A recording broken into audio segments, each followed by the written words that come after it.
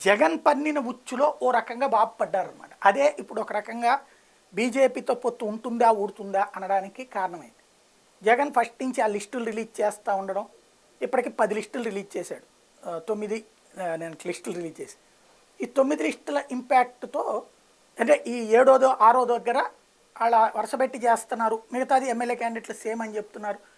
దీంతో తెలుగుదేశంలో ఉన్న వాళ్ళలో అసంతృప్తి వస్తూ ఉండటం, రెండవది వైసీపీ నుంచి యువతలకు వద్దాం అనుకున్నటువంటి ఎంపీ క్యాండిడేట్లు బీజేపీ వైపుకి వెళ్ళిపోయే ప్రయత్నం చేస్తున్నారు. కాబట్టి అర్జెంటుగా అది తేల్చేసేటటువంటి బాధ్యతని చంద్రబాబు నాయుడు తీసుకున్నారు. అందుకోసమనే అర్జెంటుగా 94 స్థానాలు తెలుగుదేశం ఎమ్మెల్యే సీట్లు, 24 స్థానాలు జనసేనకి ఇచ్చేశారు. వాళ్ళు ఇక 5 ప్రకటించుకున్నారు. ఇంకోటి రాజులు కూడా వాళ్ళే అన్నారు కాబట్టి 100, ఇంకో 18 కూడా జనసేనకి తెలుసు. మిగతా 57 ఉన్నాయి. ఇది ఎప్పుడైతే జరిగిందో భారతీయ జనతా పార్టీ పొత్తు అయోమయంలో పడింది.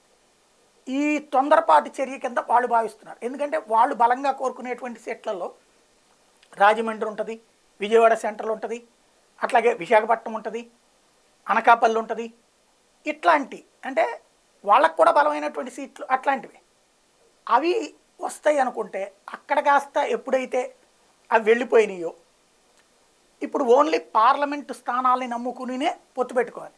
ఉట్టి పార్లమెంటు స్థానాలకైతే కనుక తెలుగుదేశాన్ని నమ్ముకుంటే దానివల్ల మళ్ళీ 5 ఏళ్ల పాటు వాళ్ళని మొయ్యాల్సి వస్తుంది కదా. ఈ కోణంలోనే ఇప్పుడు పొత్తుకు సంబంధించి ముందు వెనకలు ఆడుతున్నటువంటి పరిస్థితి ఉంది.